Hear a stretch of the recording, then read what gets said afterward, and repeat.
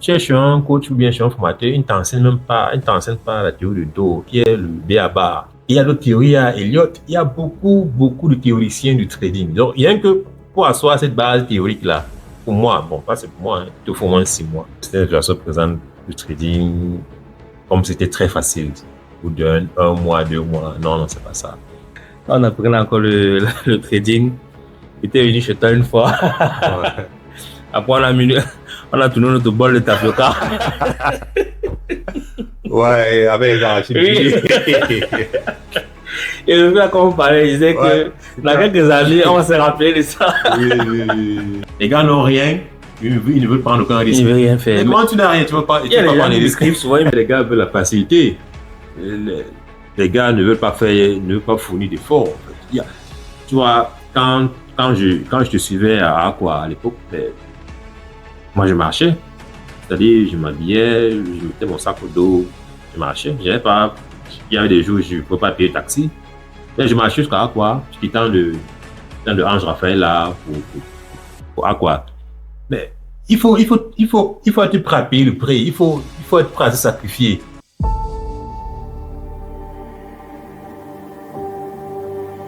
La psychologie est fondamentale en trading parce que, en fait, c'est contre nos propres peurs que nous tradons, en fait. Et donc, il est donc important de savoir contrôler ses émotions parce que le marché a plusieurs phases. Il y a les phases d'euphorie. Et pendant ces phases, un bon trader normalement doit pas entrer sur le marché, du moins. Même s'il doit entrer sur le marché, il doit entrer avec précaution. Donc, et le, je pense que l'un des défis auxquels sont confrontés les jeunes traders, c'est que ils ne maîtrisent pas justement cette psychologie-là. Donc, ils ont tendance à suivre des mouvements qui ont déjà, bon, Mhm. qui sont déjà partis. Ils se font prendre par des retournements. Et c'est ça, en fait. Donc, la psychologie a un rôle essentiel en trading. Je pense qu'il faut absolument, on peut pas contrôler sa psychologie à 100%, c'est vrai. Mais il faut être capable de Gérer. gérer ses émotions, de gérer le stress, de gérer ses pulsions et tout ça. Maintenant, toi particulièrement, dans tes prises de position, comment est-ce que toi tu réussis à gérer le stress en période de haute volatilité sur le marché Déjà, j'ai un ensemble de règles que tu suis? que je suis. Des règles que je suis. Donc, je fais l'effort de, si à un moment donné, je, je, je, je suis peut-être pris de panique, je n'entre pas sur le marché. Parce que qu'on soit débutant ou expérimenté, il y a toujours cette adrénaline-là qu'on ne peut pas prétendre maîtriser à 100%. J'ai une liste, une checklist d'éléments que je dois voir se réaliser en fait. Mhm. S'il y a deux ou trois de ces éléments qui ne sont pas alignés par rapport à ce que je suis en train de voir sur le marché, moi, je ne prends pas de position. Bon, je pense que c'est une méthode qui est facile à mettre en place et cela Mhm. permet aussi de gérer les émotions. Ouais. Donc, avec ça, tu réussis à gérer bien tes trades de façon safe. Oui, parce que quand vous avez élaboré, quand vous avez bien fait votre plan de trading, il n'y a pas de, non, normalement, il ne devrait pas avoir de raison de paniquer. Mais souvent, les débutants ne mettent pas l'accent sur cet élément-là, qui est pourtant un élément qui est fondamental. Il faut avoir son plan de trading, il faut avoir sa routine, donc, et ne rester que focus sur son plan. Donc, s'il y a des éléments qui ne correspondent pas à votre plan, ça ne sert à rien d'entrer sur le marché. Même si le marché va dans votre direction. Parce qu'en fait, le marché ne va pas fermer demain. Ceux qui traitent des indices ou bien l'or, le marché ouvre de lundi à vendredi. Et donc, pour ceux-là qui font les crypto-monnaies, c'est le marché ouvert tous les jours. Donc, 24 heures sur 24. 24. Donc, si vous manquez la journée d'aujourd'hui, il faut toujours vous rattraper le lendemain ou bien Ça a après. été quoi ton plus gros gain, que ce soit en trading ou sur les crypto-monnaies? Bon, Mon plus gros gain, je crois que ça a été sur le Nasdaq. Mais sauf que c'était pas. Là, je tente de passer le test d'une propre firme. Je vais pas citer je vais pas faire la publicité, je vais pas citer le nom. Et j'ai pris une position, mais overnight. Pourtant, eux, ils n'acceptent pas le overnight. Donc, j'ai pris une position, j'ai pris un short sur le Nasdaq. Et j'étais à 15 000 $. Sauf que quand même se connecter le lendemain, on m'a dit que j'étais éliminé. Parce qu'en fait, il ne permet pas que les traders mettent plus d'une journée. Donc, c'est day trade, non? Tu dois prendre la position et la clôturer au courant de la journée. Il ne permet pas que, donc j'ai perdu dans cette évaluation comme ça. À nos jours, est-ce que tu te formes encore? Ou est-ce que tu as déjà atteint le niveau requis qu'il faut pour exercer et être super rentable sur le marché? Je crois que quand même, j'ai un niveau qui est appréciable. Euh, je continue à me documenter parce que un homme qui cesse d'apprendre, il meurt, hein. Donc, je continue à me documenter et le fait d'encadrer des jeunes, bien, des gens qui veulent se former en trading me permet aussi de pousser, de, de pousser mes connaissances, d'approfondir euh, certains domaines qui, euh, qui au départ étaient un peu flous. Donc, je continue d'apprendre. Donc, je continue d'apprendre, bien que, parce que, en fait, une étude a révélé que pour être maître dans un domaine, il faut consacrer au moins 10 000 heures d'apprentissage. Or, si vous faites 3 heures par jour, cela vous amène à 5 ans. Donc, en fait, pour être un as dans un domaine, quel que soit le domaine, il faut le faire pendant au moins 5 ans. Et moi, je décide réellement de lancer le trading après la perte dont on parlait au départ en 2021-2022. Donc, tu vois que là, je suis à combien? Je suis à 3 ans, 3 ans et demi comme ça. Oui. Donc, je n'ai pas la prétention, je peux pas dire que je suis déjà un as. Mais je pense que Tu as un niveau acceptable déjà. j'ai un niveau quand même. Je peux m'asseoir sur une table et discuter avec des traders. Et à le niveau que tu as aujourd'hui, quelles sont les erreurs que tu vois trop souvent les débutants, quelles sont les erreurs que tu vois trop souvent les débutants commettre? Les gars sont, les gars sont pas patients. Il y a, il y a- et bon, le maître mot, c'est la psychologie. Donc, les, les, les traders novices, souvent, ne prennent pas ce genre de temps qu'il faut pour se former. Les, les gars pensent au bout de 6 mois, comme c'est- certains influenceurs là certains influenceurs présentent le trading comme c'était très facile. Au bout un mois, 2 mois. Non, non, c'est pas ça. Moi, j'ai suivi quelqu'un dire que en une semaine de forme, tu es rentable. Est-ce que c'est possible? Non, ça c'est un blagueur. Il n'est pas sérieux. Non, une semaine, non, non. Je pense même pas pour avoir les prémices, même pas les fondamentaux, même pas. Rien que pour avoir la base, Didi, la base, il faut au moins 6 mois, hein. 6 mois. Au moins 6 mois. Pour Tu- asseoir la base théorique. Parce que, en fait, on va pas, parce que le trading n'est pas que pratique. Moi, je pense que les gens ne mettent pas suffisamment d'accent là-dessus. Il y a une base théorique que tu dois avoir. Il y a, il y a des théoriciens du trading, tu vois, par exemple, les Wyckoff, tu vois, les Dow, il y a la fameuse théorie de Dow, tu Oui, vois. oui. Mais attends, tu es chez un coach ou bien chez un formateur, il ne t'enseigne pas la théorie de Dow, qui est le B à bas. Attends, non, mais il y a d'autres théories, il y a Elliott, il y a beaucoup, beaucoup de théoriciens du trading. Donc, rien que pour asseoir cette base théorique-là, pour moi, bon, pas c'est pour moi, hein, il te faut au moins 6 mois. Maintenant, les autres connaissances que tu vas avoir, C'est avec le temps et la pratique. Donc, il y a d'abord une dimension théorique. Pour moi, je divise en trois. Il y a l'observation. C'est-à-dire, tu regardes comment le trader travaille. Tu peux aller il y a, il y a un outil comme YouTube. Tu peux aller voir des cours. Tu peux prendre des cours. Il y a des gars même qui font des lives. Il y a même Oui, des oui. traders qui font des lives. Donc, tu peux voir comment un trader prend les positions. Là, c'est l'observation. Il y a la phase apprentissage théorique. C'est-à-dire, OK, sur telle position, qu'est-ce qui a motivé le trade? OK, j'ai pris le trade parce que j'ai vu une cassure de structure, j'ai vu une réintégration sur le plus bas de la séance passée, j'ai vu un retest, j'ai vu un certain nombre d'éléments.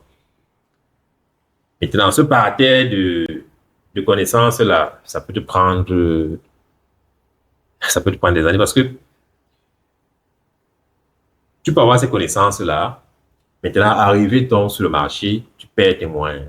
Tu as l'impression que tu n'as véritablement pas appris. Mhm. Donc, pour asseoir cette base théorique et pratique, ça prend du temps. Parce qu'il y a des automatismes, en fait, il y a des automatismes qu'il faudra développer et qui prennent du temps. En fait, ça prend du temps. Le trading, pour moi, en un an, je pense pas qu'un an peut suffire, ni 2 ans. Je crois que en moyenne, les traders rentables que je suis, que j'ai l'habitude de suivre, vont te dire ils ont fait en moyenne 4 à 5 années pour être consistant. Parce que le but n'est pas d'être rentable une fois peut-être une fois en une semaine, une fois en un Mhm. mois. Mais il faut être consistant. Donc, il faut être rentable dans la durée. Et pour être rentable dans la durée, il faut avoir une certaine maîtrise. Ouais, il faut avoir une certaine maîtrise de la chose. Et ça prend du temps. Ça prend vraiment du temps. En quelques mots, en quelques mots, quel est le meilleur conseil que tu peux donner à quelqu'un qui veut vraiment se lancer, soit dans le trading, soit dans l'investissement des crypto-monnaies? Bon, je vais commencer par l'investissement des crypto-monnaies. Il faut absolument se former. Absolument, absolument. Euh, Moi, j'ai eu la chance de, à l'époque, j'ai eu la chance de bénéficier de ton accompagnement. Donc, tu m'as, tu m'as initié dans le milieu des cryptos, dans le domaine des crypto-monnaies. Et donc, je ne veux pas compter le nombre de fois qu'on s'est vu pour travailler, où tu m'expliquais deux ou trois éléments et tout. Une petite parenthèse, je me souviens, on apprenait encore le trading. J'étais venu chez toi une fois. Ouais. Après, on a tourné notre bol de tapioca. Ouais, avec les arachides. Oui. Et le gars, quand on parlait, il disait Ouais. que dans quelques années, on va se rappeler de ça. Oui, oui, oui. Aïe. Quand je pense à... C'est des moments qui me reviennent souvent et disent, ben, on est passé par quand même pas beaucoup de choses, hein. Aïe, aïe, aïe, aïe. Et On est passé aujourd'hui, tu par... vas voir les gens. En janvier, il a connu ce qu'on appelle le trading. En mars, il te dit que je Oui, suis rentable, rentable. j'ai un groupe Telegram de 5 000 membres. Non. C'est, c'est, c'est, c'est les gars, ils sont pas sérieux, ils sont pas honnêtes, c'est ça, ils sont pas honnêtes. Le processus d'apprentissage prend du temps. Il faut passer par des phases. Il y a une phase d'observation, il y a une phase pratique. C'est-à-dire, il y a une phase théorique et pratique qui t'amène à la créativité. Parce qu'à un moment donné, même tu, tu crées. Pourquoi est-ce que je parle du créer? C'est qu'en fait, ayant acquis ces connaissances, toi, en tant que trader, donc, tu dois définir ton approche du trading. Et j'ai appris à travailler avec tel nombre d'indicateurs.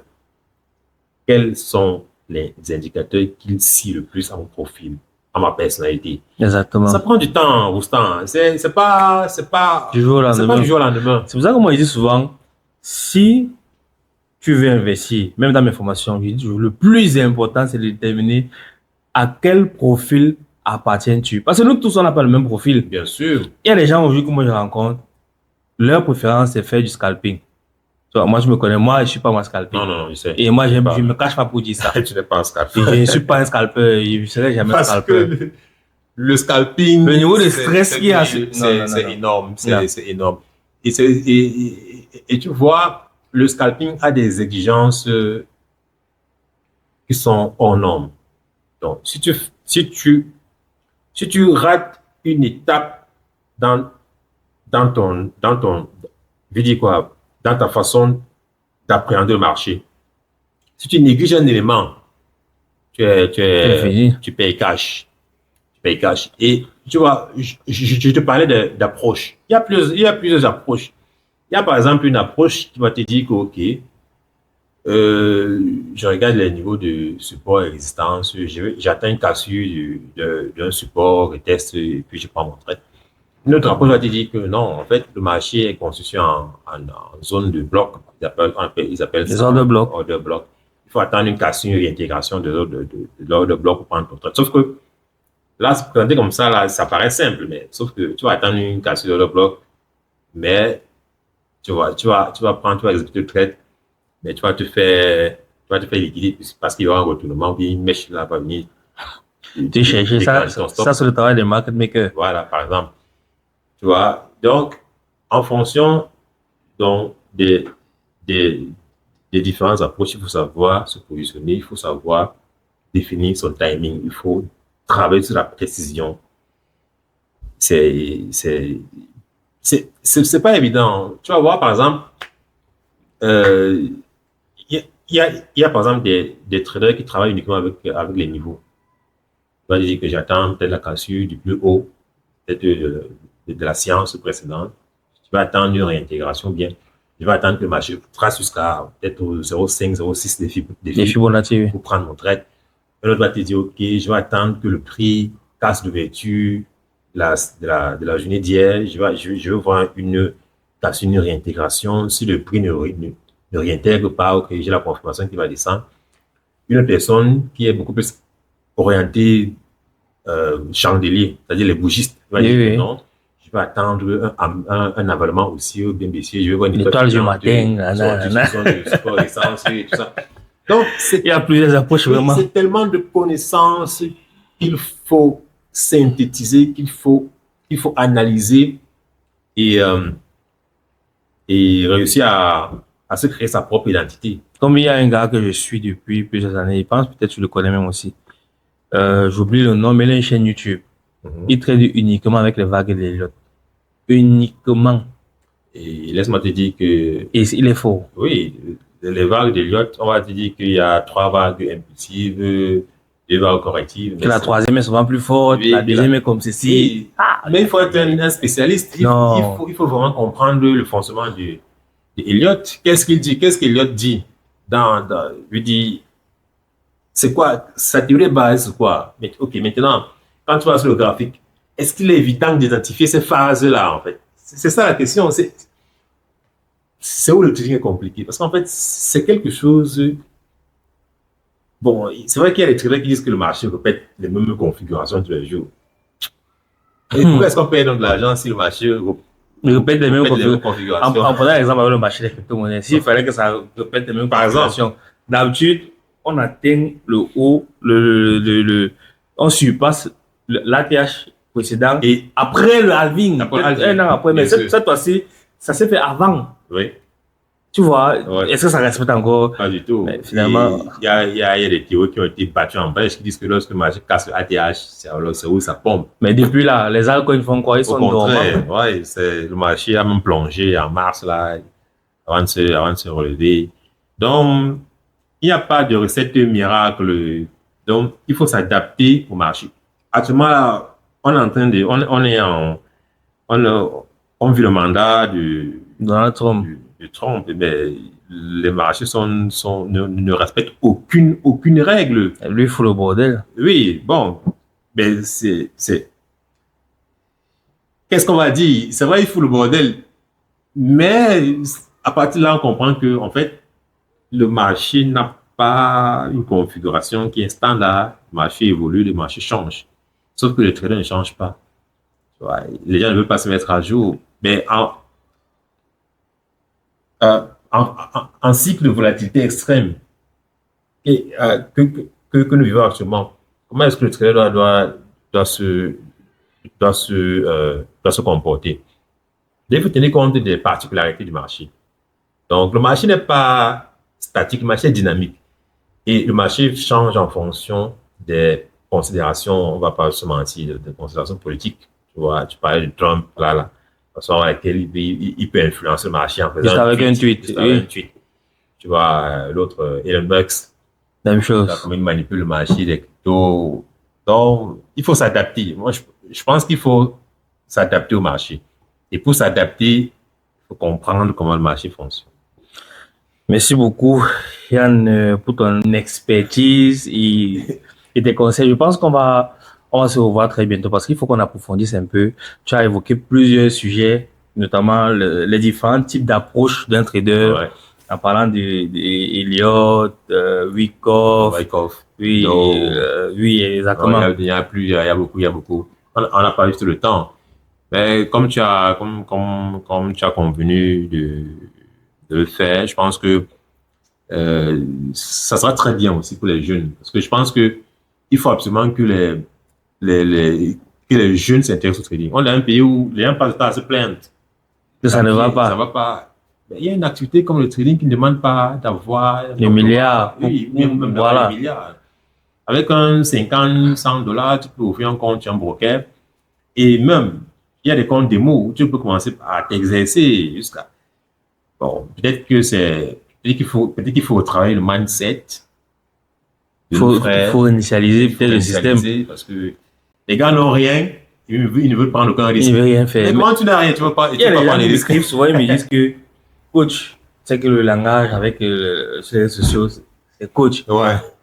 Je vais investir, je vais trader, je n'ai pas d'argent pour investir. Coach, est-ce que je vais t'aider comment? Comment? Si toi-même tu ne fais pas d'abord l'effort. Bien sûr. J'ai reçu un jeune lors de l'émission Oma Talk qui disait que lui, il avait les voitures, il déchargeait les conteneurs, congeait le cam, il était coiffeur dans le but de trouver le capital pour commencer à faire. Mais qu'est-ce que tu as deux mains, tu as deux pieds, qu'est-ce qui t'empêche par exemple d'aller faire peut-être la même chose?